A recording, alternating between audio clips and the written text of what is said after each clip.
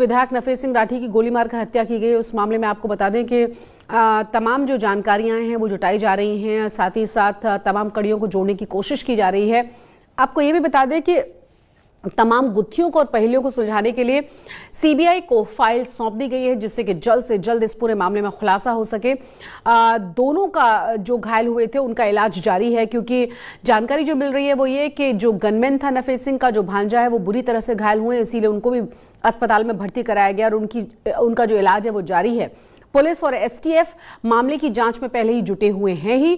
साथ ही आपको ये भी बता दें कि जो गोली लगी थी उसमें एक कार्यकर्ता की भी मौत हुई थी नफे सिंह के साथ। तो कुल मिलाकर नफे सिंह समेत 3 और लोगों की इस पूरे हत्याकांड में जान गई है। जानकारी यह है कि हमलावरों ने यहां पहुंचकर करीब 20 राउंड फायरिंग कर डाली थी, जिसमें उन्होंने इन तीनों की जान ले ली। सबसे पहले इस रिपोर्ट को देखिए आप।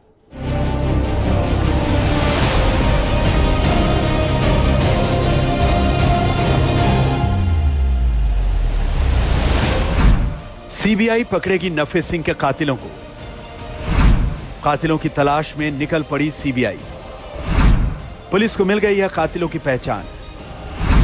पुलिस को शक एफआईआर में ही छिपा है मुखबिर। इन तस्वीरों के पीछे असली चेहरा किसका है? बराही लेवल क्रॉसिंग के पास बिखरे पड़े गुनाहों के निशान में किस कातिल का चेहरा छिपा है? हरियाणा पुलिस अब एक एक कर जर्रे को पलटकर उस चेहरे की पहचान करने की कोशिश में जुटी है। दिल्ली के करीब हरियाणा के बहादुरगढ़ इलाके में इनेलो नेता नफे सिंह राठी अपनी फॉर्च्यूनर गाड़ी से घर लौट रहे थे। वो किसी जानकार की तेरहवीं में गए थे, लेकिन अभी गाड़ी शहर के बराही लेवल क्रॉसिंग तक पहुंची ही थी कि ट्रेन आ जाने की वजह से उन्हें गाड़ी रोकनी पड़ी। लेकिन इससे पहले कि लेवल क्रॉसिंग खुलती और उनकी गाड़ी आगे बढ़ती, पीछे से आई एक कार से उतरे शूटर्स ने उनकी गाड़ी को घेर कर गोलियां चलाना शुरू कर दिया। ये फायरिंग इतनी भयानक थी कि मौके पर करीब 40 से 50 राउंड गोलियां चली और पूरे इलाके में दहशत पैदा हो गई। मौके पर ही नफे सिंह राठी की जान चली गई।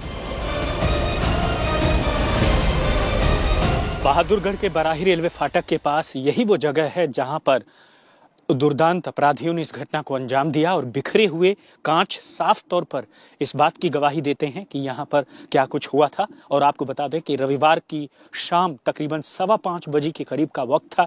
ये आप देखेंगे, ये पीछे की तरफ से जो है इन रास्तों से होकर के नफे सिंह आ रहे थे और ठीक उनके पीछे वो कार लगातार फॉलो कर रही थी। और उसके बाद से जैसे ही फाटक पर यहाँ पर कार रुकती है और धड़ाधड़ फायरिंग शुरू हो जाती है और तकरीबन 20 से ज्यादा राउंड फायर किए गए। इस वारदात के बाद राठी के भांजे और वारदात के वक्त उनकी गाड़ी चला रहे राकेश उर्फ संजय ने पुलिस में एफआईआर दर्ज करवाई। अपनी शिकायत में बताया कि कातिलों ने उसे ये कहते हुए जाने दिया कि वो लौटकर राठी के परिवार को कत्ल की वारदात की जानकारी दे। मामले की छानबीन कर रही पुलिस ने मौका वारदात से एक i10 कार को सीसीटीवी कैमरे में देखा, जिसमें सवार होकर कातिल नफे सिंह राठी की जान लेने पहुंचे थे। हालांकि जांच में इस कार का नंबर गलत निकला, लेकिन पुलिस का दावा है कि उसने कातिलों की पहचान कर ली है। जो फॉर्च्यूनर कार थी वो यहाँ पर आकर रुकती है और तभी जो कार में सवार अज्ञात 3 से 4 हमलावर आते हैं और ताबड़तोड़ फॉर्च्यूनर कार पर हमला बोल देते हैं, जिसमें नफे सिंह राठी को एक के बाद एक कई गोलियां लगती हैं, जिसमें नफे सिंह राठी की मौके पर ही मौत हो जाती है, जबकि नफे सिंह राठी की कार में सवार एक और इंडियन नेशनल लोक दल का जो कार्यकर्ता था उसकी भी मौत हो जाती है। 2 लोग जो फॉर्च्यूनर कार में सवार थे वो गंभीर रूप से घायल हो जाते हैं। राठी के घर वालों का इल्जाम है उन्हें लंबे वक्त से उनके दुश्मन जान से मारने की धमकी दे रहे थे और उन्होंने अपने लिए सरकार से सुरक्षा मांगी थी, लेकिन उसकी अनदेखी की गई। बार बार शिकायतें देने के बावजूद खट्टर साहब से मेरे ख्याल दर्जनों बार मेरे पिताजी खुद मिले और हर बार मेरे को आगे बताते थे कि भाई मेरी बात हो गई है, सिक्योरिटी दे देंगे, लेकिन उन्होंने नहीं दी। उन्होंने मेरे पिताजी को मरने के लिए छोड़ दिया। इस कत्ल के पीछे कोई सियासी रंजिश है, जमीन का झगड़ा या फिर कुछ और, इसका खुलासा तो पुलिस की तफ्तीश में होगा। लेकिन फिलहाल कत्ल के तौर तरीके को देखकर यह साफ है कि इस काम के लिए किसी पेशेवर गैंग को सुपारी दी गई थी और उन्होंने पहले रेकी की, फिर अत्याधुनिक हथियारों से गोली चलाई। मामला बेहद हाई प्रोफाइल है और जिस तरह पेशेवर तरीके से इस हत्याकांड को अंजाम दिया गया है, जाहिर है पुलिस और जांच एजेंसियां एक खास एंगल को भी टटोलने की कोशिश में होंगी। अब नफे सिंह हत्याकांड की जांच सीबीआई को सौंप दी गई है। मुमकिन है कि सीबीआई और पुलिस तमाम सबूतों, तथ्यों और एंगल के आधार पर अपनी जांच को आगे बढ़ा रही है, जिससे बहादुरगढ़ के गुनहगारों को पकड़ा जा सके। राम किंकर सिंह के साथ अरविंद ओझा, बहादुरगढ़, आज तक। तो सवाल अभी भी जस का तस ही है कि आखिर नफे सिंह को मौत के घाट उतारा क्यों गया और कौन था इस पूरे के पूरे हत्याकांड के पीछे।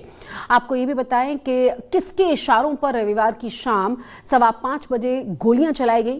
ताजा खुलासा सामने जो आ रहा है वो ये कि इस हत्याकांड में अब गैंगस्टर कपिल सांगवान का नाम सामने आ रहा है।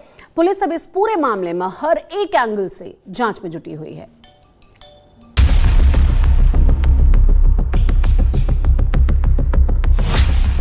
पहले पंजाब में सिद्धू मूसेवाला को गोलियों से भूना, फिर राजस्थान के गैंगस्टर राजू ठेहट को मारा, राजस्थान में ही सुखदेव सिंह गोगामेड़ी को घर में मारी गोली, और अब हरियाणा में सरेशाम नफे सिंह राठी को छलनी किया।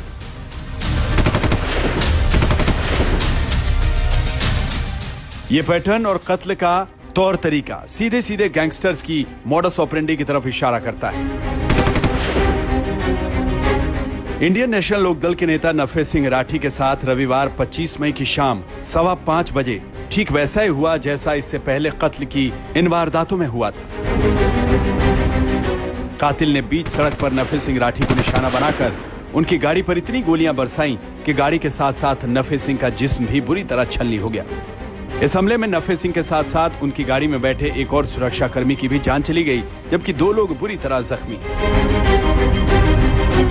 पुलिस को जिस बात ने हैरान किया वो इस कत्ल को अंजाम देने का तरीका है। दरअसल कत्ल की इस वारदात को कातिलों ने ठीक उसी तरह अंजाम दिया जैसा इससे पहले उन्होंने सुपारी किलिंग की इन वारदातों में किया था। यानी Sidhu Moosewala case, gangster Raju Thehat case या फिर सुखदेव सिंह गोगामेड़ी केस। यानी कातिलों ने अपने टारगेट के बारे में जानकारी जुटाने के लिए पहले उसकी रेकी की, उनका पीछा किया और फिर घात लगाकर कुछ ऐसे गोलियों से छलनी कर दिया कि उसके बचने की कोई गुंजाइश ना रहे। नफे सिंह को किसने और क्यों गोली मारी? नफे सिंह के कत्ल के पीछे किसका हाथ? नफे सिंह के कत्ल में किस गैंगस्टर का इशारा? हरियाणा के इनेलो नेता नफे सिंह राठी की हत्या की तफ्तीश बेशक सीबीआई के हवाले की जा चुकी हो, लेकिन कत्ल की इस वारदात को देखकर यह साफ है कि इसके पीछे कोई गहरी साजिश है और यह कत्ल किराए के कातिलों का काम है। पुलिस सूत्रों को इस मामले में ब्रिटेन में रह रहे गैंगस्टर कपिल सांगवान पर शक है, जो पहले भी इस तरह की राजनीतिक हत्याएं करवा चुका है।